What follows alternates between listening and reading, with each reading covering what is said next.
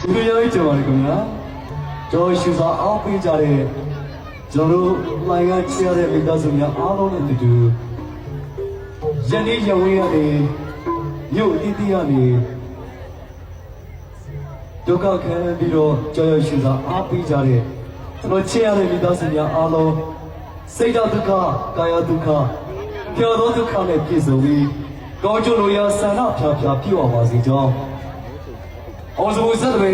အဖွင့်သူဖွင့်သားများအားလုံးကနှုတ်ကုန်းဆက်ကတော့ပြုအပ်ပါလေခင်ဗျာကျေးဇူးများတင်ပါတယ်ခင်ဗျာလုံးစင်မကွာအယောင်ဖြူစွာအောင်စမှုကကျိုးစွာ